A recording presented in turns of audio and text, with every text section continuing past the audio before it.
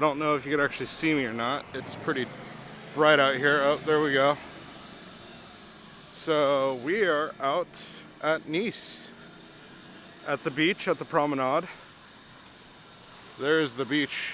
I don't know if the camera's gonna pull it in or not. Nope. Walking down the promenade next to the beach. We've walked all the way from Le Méridien all the way to the castle. And the castle is the next thing on our list, but real quick, I don't know if this is most beaches here or if this is a just like this area type thing, but it's like stone.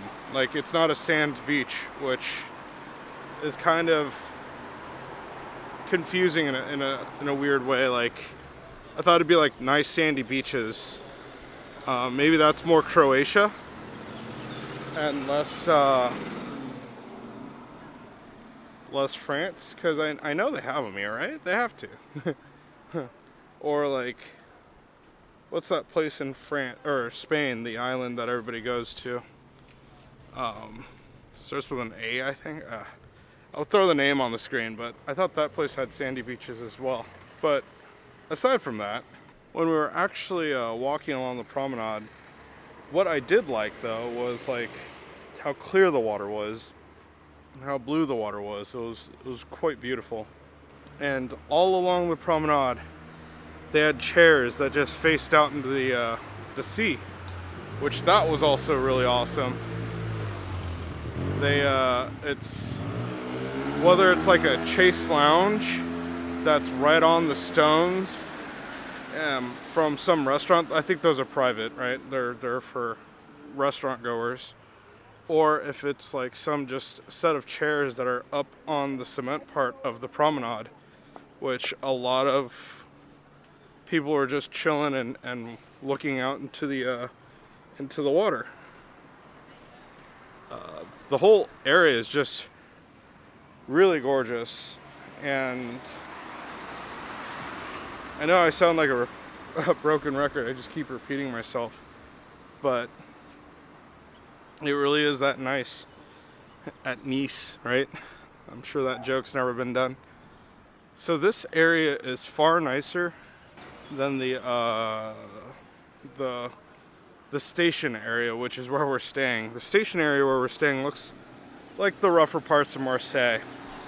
They look exactly the same. But the elevator that we're trying to go up to get to the castle is apparently closed, so we're trying to figure out what's gonna happen now. Anyhow, back to the beach. People are just enjoying it. There's like tons of folks swimming. There's exercise areas where people are literally like doing, like they have I don't even know what it's called. It's when they're running back and forth and they're like lifting weights from one side to the other. I don't know, whatever that exercise is.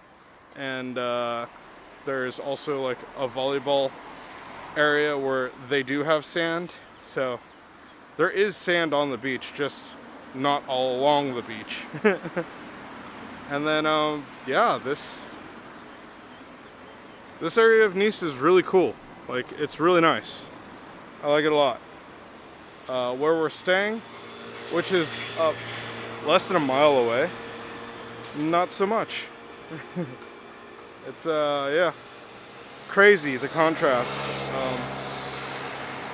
Trying to think of another city that it feels like, but I can't really nail it down.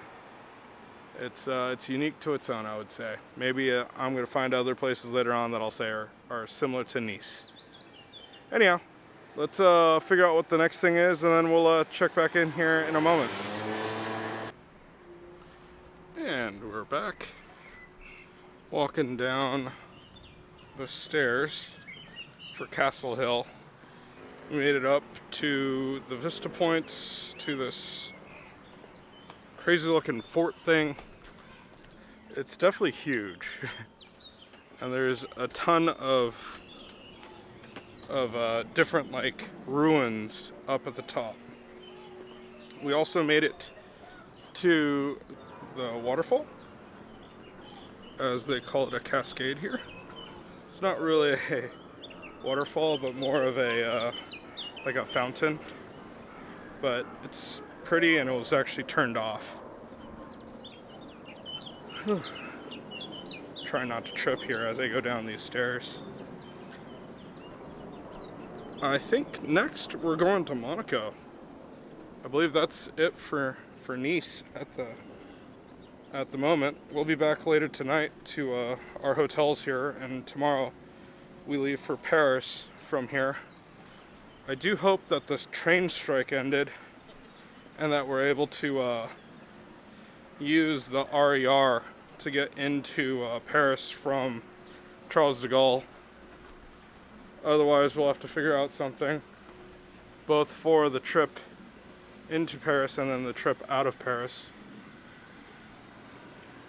But yeah, this is I'm glad we saw this. It shows a total different side of Nice, and I'm sure Mom is not as cranky or upset about this area as she was about what she saw last night by the main station. Anyhow, we'll check back in a moment here, see what's going on, and yeah, we'll be right back. Welcome back, and I am currently walking outside of the palace here in Monaco. The views from right over there are like astounding. You can't even put them into words. I mean, I don't even think the video that I took is really gonna explain how like gorgeous it is. And you can also see the Monaco Grand Prix track that they have rolling right now, and everything, at least in this area, is so pristine. When we first arrived, it was quite confusing. We were trying to figure out where to go the entire time. Meaning there was a lot of tunnels, and you're going through buildings, and it was quite crazy. Like, the driving here, it reminded me a little bit of Hong Kong and Tokyo mixed together. Like, it's pretty nuts, but it was totally worth it. Like, they're setting up for the Monaco Grand Prix right now. It's in about 10 days, 12 days, something like that. And so they have a lot of streets blocked off, a lot of areas blocked off. There's tons of security, police and soldiers all over the place. The first thing we did when we got here was we stopped off at a steak and shake. I wanted to say Shake Shack, but it's a steak and shake. And we had a couple of burgers, nothing too special. I have a little bit of B-roll that I could throw up, but it's like, the coolest thing about it was that you ordered at one area, and then the other area where you ate actually had a good view of the racetrack.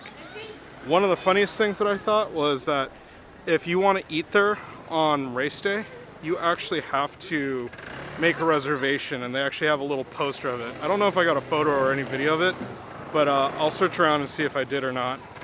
I think it's probably the only steak and shake in the world where you have to do that. Other than that, we just walked all the way up to the palace from that steak and shake, which is right by where we parked. Security is real tight in this area. Cars are rolling through, and they are, oh, okay. Wow. People are totally getting in trouble. Oh, someone famous is going by. They have a whole police escort going. Wow, that was crazy. All right. Anyhow, the guy's getting in trouble. It's all good. He just made a mistake, I'm sure. As in, like, he's not here to be vicious against the the royal family that's living in that building right there.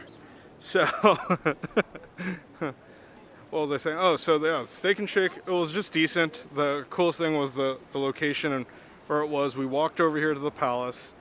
Walking up here was quite the trek, but the views are again amazing. It's funny because when you come into Monaco, you're actually like going down a mountain. Like you climb up the mountain the whole way from Nice, and then once you get here, it's just down, down, down, down, down, and it's like the zigzaggedy road, and it's really crazy. It's kind of scary. Reminded me a lot of Initial D. But you finally get to the bottom, and as you come out, it just turns into like all these tunnels, and the tunnels are literally going underneath buildings like hotels and whatnot, and you're just going through all these buildings, and then the parking area is actually a turnout inside one of the buildings.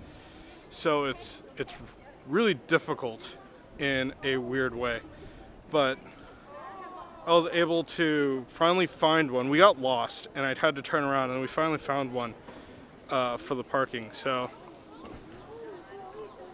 it's about 20 minutes walk from here, and it's totally worth it. I think I'm just babbling at this point. The statues, the castle, the buildings, everything, the market, super cool. But anyhow, we're gonna be walking into the market area over there next, and then I think that's it for this area. We might have one more thing before we go to Monet. I don't know how to say it. The next town. So we'll check back in a moment. All right. Welcome back. We've just left the casino, and we are walking back towards the car now. It's funny, the walk to the casino was like 20-30 minutes, but we only spent like 10 minutes inside the casino. We were gonna go in, but Mom changed her mind at the last minute, and I guess we're running short on time. She wanted to add another city, and that's where we're going now. But we had enough time to get a couple cups of coffee. The area was actually super nice. It's super pretty. There was like some really expensive cars in front. Like the fanciness of the place is definitely not lost on me. And for a casino, it's really well built, or like really well kept. And the 3 drinks that we got, a coffee, a Coke, and then like a spritzer, they are the 3 of those together added up to about 30 euros. So it's definitely casino pricing. There is quite a bit of security on the way in, although it is that kind of lax European security that you get or run into. And the guy, like, he checked my camera bag, and then I actually also had to check the bag as well as in my backpack, as well as the small camera bag that's on my hip. We weren't allowed to have any cameras in there. So that being said, there was no photos taken with the camera or any video captured. I do have a shot or two that is on my phone. I could throw those on the screen. But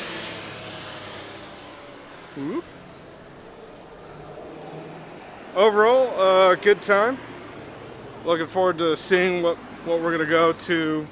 Menton, I believe, is the next town for. And yeah, we'll check back in a moment here. All right, welcome back, and I am sitting inside of my hotel room. Oh man, it's been a crazy and wacko type of night. So after leaving Monaco, the casino there was pretty much, I think, the last thing that we did, where I was walking away from the casino back to the car. We actually went to Italy. We drove from Monaco to Saint Remy, I believe that is, Sanremo, Sanremo, and it took about an hour to get there. There was a lot of traffic, a lot of road construction, and the way was actually quite beautiful. So I I don't know if that was the like normal route, but we kind of took the scenic route out, and it was really good looking. And as soon as we got there, we noticed that there was a Russian Orthodox church, and we were quite interested in going to see that because we've not actually seen one before. That was our first time of actually like kind of getting close to one. And then we, after parking, we went to a casino that was famous there, the Casino Sanremo. And what's funny is that Mom found that through a bus tour driver. He was washing his bus, and she just went up and asked, "Hey, what is there to do in this town?" Not really knowing what to do. She just wanted to go to Italy, and she went to. He told her that the casino was really interesting to go look at. So, after checking out the Russian Orthodox Church, we ran over to the casino, which, in all honesty, it was kind of weak. Like, I don't know if they took out a lot of the tables because of like COVID. They were running some stricter rules than here in France. They were really enforcing the mask. You were definitely not allowed to bring bags even inside. If you did, they immediately asked you to leave. So that was something that Lynn had to deal with. I left my bag in the car in the trunk and only brought the camera with me. And then after that, we went. Lynn found a restaurant that was like 5-star rated on Google. That was kind of a little out of the way, maybe about like a kilometer away. So we walked over, and the funny thing was that when we got there, it was closed. So she looked up the next best thing on that street, which was like this 4.4 star, something like that, 4.3 star place called Via Doro. And we walked in, and it was empty, and Mom was a little concerned because the pizzeria right down the street from them was packed. And we've had this kind of issue of walking into empty places and getting kind of mediocre food, if not poor food, on our trip so far. But we walked in, well greeted. The waitress asked if we wanted to sit on the inside or on the outside. We chose to sit on the inside just so that we could avoid anyone smoking. And she sat us in the middle of the restaurant. We then had the menus served. Service here was fast. Like, everything just came out bang, bang, bang. And we had 2 bottles of water to drink. I didn't want any wine because I didn't want to risk driving from Italy to France and having a glass of wine in me. That could be bad or it could be good, depending on how their security is. You know, and we ordered. I got the carbonara, spaghetti carbonara. Mom got the lasagna, bolognese. And Lynn got a linguine lobster dish, which that was crazy. And when they came out, mine looked exactly like you thought spaghetti carbonara would. Mom's lasagna looks exactly like her lasagna would. And then Lynn's thing came out in the shell of the lobster. That was like amazing. And at 35 euros, I think it was totally worth it because it was the entire lobster. You got all the meat. And Lynn ate the the tail, and then Mom ate the rest of the lobster. And yeah, they both really enjoyed it. I'm not the biggest fan of lobster. I had a little, it was good, but that was good enough for me. And then it was down to all the other like fixins that they gave, the bread and breadsticks. They also gave some free croutons, and I ordered a caprese salad, which was delicious. They use the what buffalo mozzarella, which was delicious. And for dessert, I ordered pistachio gelato and a coffee, an Americano. And one of the cool things is they gave me just a double shot of espresso, and then you pour in the hot water for the Americano yourself, which that was awesome. And the pistachio gelato was awesome. It was just one of the best meals we've had on this trip so far, and it's just funny that in our France trip, one of the best meals that we've had was actually in Italy. So after that, we just took the long drive home. I was a little concerned about security because you have to pass through the border, and it was also like 10 o'clock at night. I didn't know how border security was going to be. We got there. They took a photo of the car as we were coming through. The police guy looked at the plate, saw that it was France, and then just waved me through.